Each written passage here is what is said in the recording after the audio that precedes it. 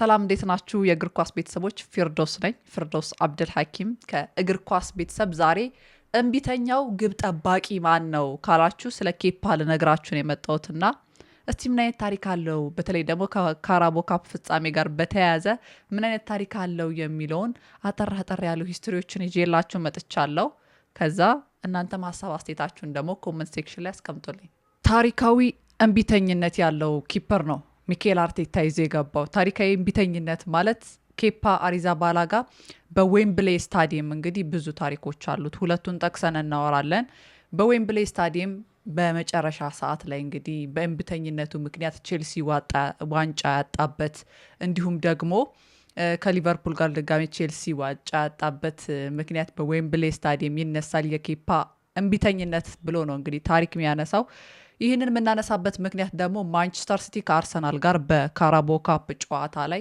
በፍጻሜው ጨዋታ ላይ ኬፓ ስህተት ሰርቶ ነበረ ሚኬል አርቴታ ደግሞ ካራቦ ካፑን ከመጀመሪያ አንስቶ እስከ መጨረሻ ድረስ ያደረሰው ኬፓ ነውና ፍጻሜውንም ሊጫወት የሚገባው ኬፓ ነው ዴቪድ ራያን ያላሰለፉበት ምክንያት ይሄ ነው ምክንያቱም ብዙ ጊዜ እንደምታውቁት ሚኬል አርቴታ ለተጫዋቾቹ ቅድሚያ ይሰጣል ፕራዮሪቲ ይሰጣልና በዛ አማካኝነት አርሰናል ዋንጫ አጥቷል የሚሉ ብዙ ሐሳብ ሰጪዎች አሉ እንዲሁም ደግሞ በሌላ መንገድ ስትመለከቱት ሚድፊልዱ ላይ የኳስ ስርጭት ላይ አርሰናል እንብዛም አልነበረም ነበርና በካውንተር አታክ ማንቸስተር ሲቲ ያጠቃው ተመልክተናል እነ ኤብሪች ኤዜ ማርቲን ኦዲጋርድ አልነበሩም የኳስ ስርጭቱ ወደፊት ለፊት የማጥቃት ሂደቱን ለማጠናከር ብዙም የሚድፊልድ ቦታ ተጫዋቾች ስላልተጠቀመ በጉዳትም ስላጣ ሚኬል አርቴታ 2-0 ማንቸስተር ሲቲ ያሸንፎት ካራቦ ካፕ ከ33 ዓመት በኋላ እንግዲህ ዋንጫ ያነሳል የሚል ግምት በላጭ ቢሰጠው ፔፕ ጋርዲዮላ እንግዲህ አንስቶታል በመጨረሻ ሰዓት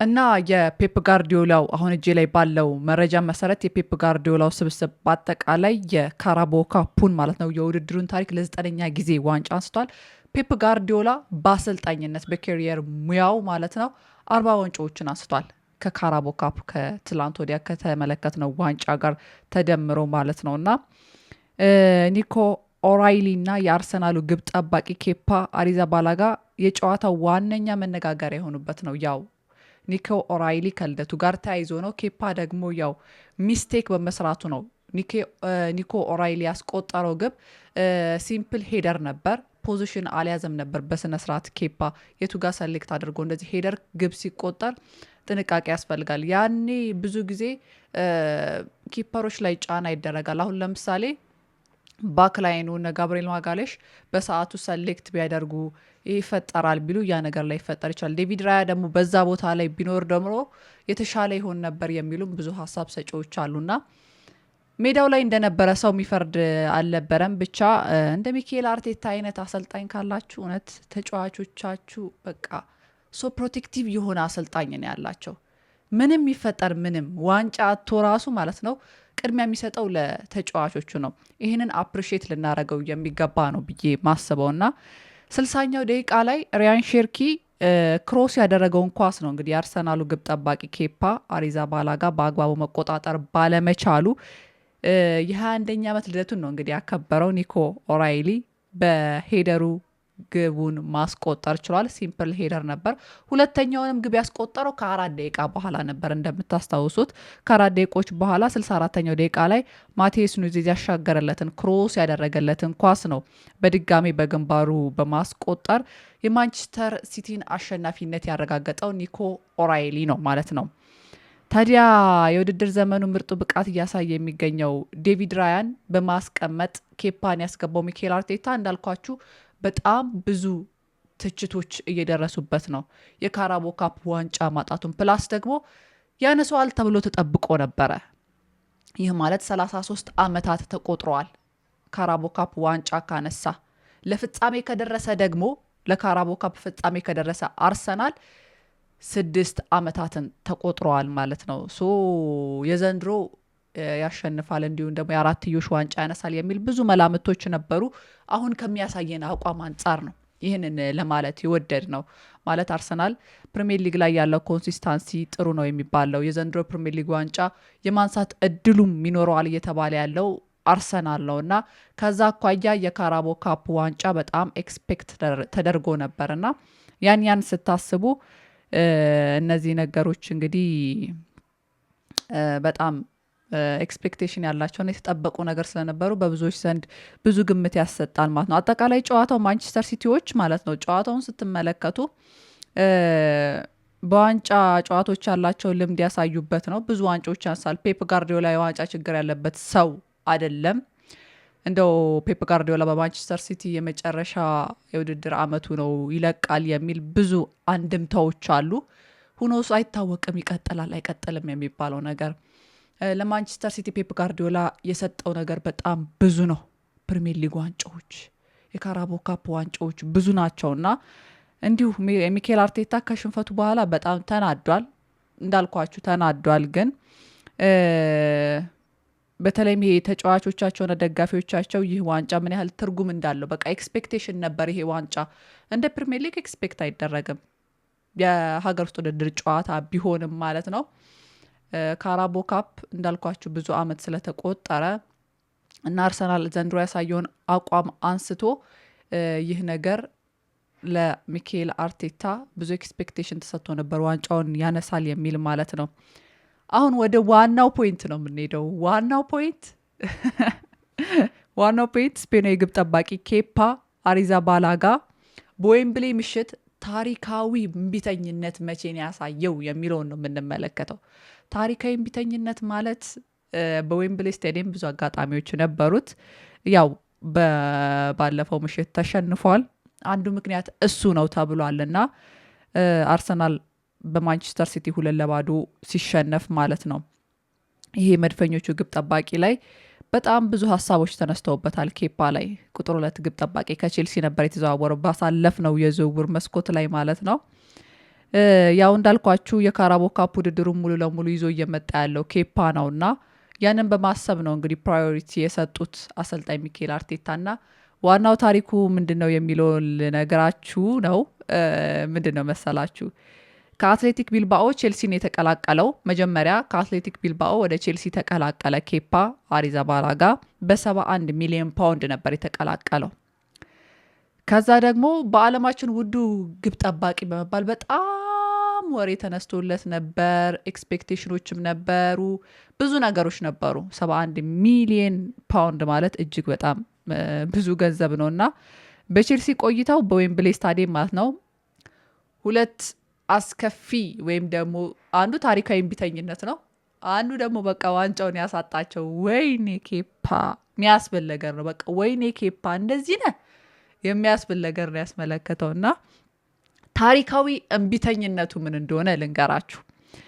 በ2019 ቼልሲ በካራቦ ካፕ ፍጻሜ ማንቸስተር ሲቲን በገጠመበት ጨዋታ ላይ ነውና ጨዋታው 0-0 በሆነ ውጤት ተጠናቀቀ። 0-0 በሆነ ውጤት ሲጠናቀቅ የቼልሲው አሰልጣኝ ማውሪዚዮ ሳሪ ነበሩ። ማውሪዚዮ ሳሪ ጨዋታውን ወደ መለያ ምት ማምራቱን ሲያውቁ ማለት ነው መለያ ምት በማዳን የተሻለ ያሉትን ግብ ጠባቂ መምረጥ ፈለጉ። ግብ ጠባቂውን መቀየር ፈለጉ። ካባዮሬውን ነው ለመቀየር የፈለጉት ማለት ነው በዛን ሰዓት። ኬፓ ግን በዛ ሰዓት ላይ እምቢ አልቀየርም ማለት እምቢየው እኔ አልቀየርም፣ ሜዳ ላይ እኔ ነኝ የምቆየው፣ እኔ ነኝ ፔናልቲዎቹን ሴቭ ማረገው በማለት እንግዲህ ይህ ተጫዋች አልወጣም አለ። በ2019 ካራቦ ካፕ ፍጻሜ ላይ ማለት ነው ቼልሲ ከማንቸስተር ሲቲ ካደረጉት በኋላ አሰልጣኙ ማውሪዚዮ ሳሪ እንግዲህ ኬፓን በመቀየር ዊሊ ካባሬሎን ለማስገባት ቢፈልጉም እምቢ ስላለ ኬፓ በፔናልቲ ማዳን የተሻለ ነበር ብለው ስላሰቡ ነበር ኬፓን መቀየር የፈለጉት ማለት ነው። ከዛ ማውሪሲዮ ሳሪ ማስወጣት ቢፈልጉም ኬፓ እንግዲህ አሻፈረኝ እምቢ በማለቱ ምክንያት በእግር ኳስ ታሪክ ደግሞ እምቢ አልቀየርም ማለት ያው ያልተለመደ ነገር ነው እንደምታውቁት ምናምን ያስብላልና ሁሉም ተጫዋቾች ምን ሆነው ነው ኬፓ የሚል አስተሳሰብ ነበር በሰዓቱ የነበራቸው። ከዛ ውጤቱ ወደ ጨዋታው ወደ ፔናልቲ ከሄደ በኋላ ቼልሲ 4-3 ተሸነፈ። 4-3 ተሸነፈ። ኬፓ ምንም እንኳን አልቀየርም ቢል ዋንጫ አጣ። በሱ ምክንያት ነው የሚታሰበው። ታሪካዊ እምቢተኝነቱ ምክንያት ነው ኬፓ በሰዓቱ በ2019 ካራባው ካፕ ፍጻሜ ከማንቸስተር ሲቲ ጋር በነበረው ጨዋታ ላይ ቼልሲ ዋንጫውን እንዲያጣ የተደረገው። ዌምብሌ ላይ እንግዲህ ይህ አስከፊ ታሪክ አለው። በሰዓቱ እንግዲህ በካራባው ካፕ እነ ጆርጂኒዮ፣ ኤደን ሃዛርድ ነበሩ በቼልሲ በኩል ግብ ሲያስቆጥሩ የነበሩት። ዴቪድ ሉዊዝ ነበረ፣ እሱ ሴፍ ተደርጎበታል። በእርግጥ ኳሱ እንዲሁም ሚስ ያደረገው ፓላሜሪ ሚስ ተደርጎበታል። ኦልሬዲ ስቶታል ማለት ነው። ከዛ ደግሞ በማንቸስተር ሲቲ በኩል እነ ኤልካይ ጎንዶጋን፣ ሰርጂዮ አጌሮ፣ በርናንዶ ሲልቫ፣ ራይም ስተርሊንግ፣ ጋብሪኤል ጄሱስ ፔናልቲው ላይ የተሳተፉ ተጫዋቾች ነበሩ በሰዓቱ ማለት ነው። እና በዛ ምክንያት ታሪካዊው ግብ ጠባቂ ኬፓ በእንቢተኝነቱ ምክንያት ቼልሲን ዋንጫ እንዲያጣ ጋብዞታል ማለት ይቻላልና እንደዚህ አይነት ታሪኩም አለው። ሌላኛው ታሪኩ ደግሞ ምንድን ነው መሰላችሁ? በ22 ካራባው ካፕ ፍጻሜ ነው። ይህም ካራባው ካፕ ፍጻሜ ላይ ሆኖ ቼልሲ ከሊቨርፑል ጋር ነበር። የቼልሲ አሰልጣኝ ደግሞ ቶማስ ቱሄል ነበረ። ቶማስ ቱሄል ሆኖ ጨዋታው ኦልሬዲ 120 ደቂቃ ደርሶ 0-0 ተጠናቀቀ። ከዛ ብዙ እድሎች ነበሩ፣ ግን መቆጠር አልቻሉም። ብዙ የግብ ሙከራዎች ነበሩ፣ መቆጠር አልተቻለም ነበረ። የፔናልቲው ድራማ ምን እንደሆነ ልንገራችሁ። በሁለቱም በቼልሲም በሊቨርፑልም በኩል ኦልሞስት 10 ተጫዋቾች ግብ አስቆጠሩ። 10 ተጫዋቾች ማለት ነው። ሁሉም አስቆጠሩ። እነ ማርቆስ አሎንዞ፣ ሬስ ጄምስ፣ ጆርጂኒዮ፣ ካይ ሃቨርትዝ፣ ሜሰን ማውንት፣ አንቶኒዮ ሩዲገር፣ ንጎሎ ካንቴ እነዚህ እንዳለ ግብ ያስቆጠሩ ተጫዋቾች ናቸው። ከዛ 11ኛው ተጫዋች ማን ሆኖ ገባ? ግብ ሊያስቆጥር ማለት ነው። ራሱ ኪፐሩ ኬፓ ገባ። ኬፓ ከገባ በኋላ ማለት ነው ሚስ አረገው፣ ስቶታል፣ ሳተው። በሊቨርፑል በኩል ደግሞ እነ ፋቢኒሆ፣ ቨርጅል ቫን ዳይክ፣ ትሬንት አሌክዛንደር አርኖልድ፣ ሞሐመድ ሳላ፣ ዲያጎ ጆታ፣ አንድሬ ሮበርትሰን፣ ሄርቬ ሎይት፣ ኪፐሩ ራሱ ማለት ነው ኬለር ነበረ። እሱ ግብ አስቆጥሯል። ልዩነቱ እዚህ ጋር ነበረ። ሁሉም አስቆጠረው ተጫዋቾቹ ከኪፐሮቹ ውጪ። ኬፓ ሲስተው ኬለር ግን አስቆጥሯል ግቡን። ስለዚህ ሊቨርፑል ካራቦ ካፕ በ2022 ማለት ነው ዋንጫውን እንዲያነሳ እንግዲህ እዚህ ጋር ኬፓ ምክንያት ሆኗል ልላችሁ ፈልጌ ነው። ታሪክ ብዙ ነገር ይለናል እና ፕላስ ደግሞ የአሁኑ ጨዋታ ነው። የአሁኑ ጨዋታ ስተት ነው። እንደዚህ አይነት ስተት አንኮንሽስ ስታረገ አንኮንሽስ የሆነ አይምሮ ይዘን በወቅቱ ወይም ደግሞ አታክ በምትደረግበት ሰዓት ላይ ነው እንደዚህ አይነት ነገሮች የሚፈጠሩትና በአጠቃላይ የኬፓና የዌምብሌ ስታዲየም ታሪክ በአጭሩ ይሄን ይመስላል። ስላዳመጣችሁኝ በደንብ ስለምትከታተሉኝ አመሰግናለሁ። ላይክ፣ ሰብስክራይብ እንዲሁም ደግሞ ለሌሎች ሰዎች ሼር ማድረጋችሁን እንዳትረሱ። የእግር ኳስ ቤተሰብ አመሰግናለሁ።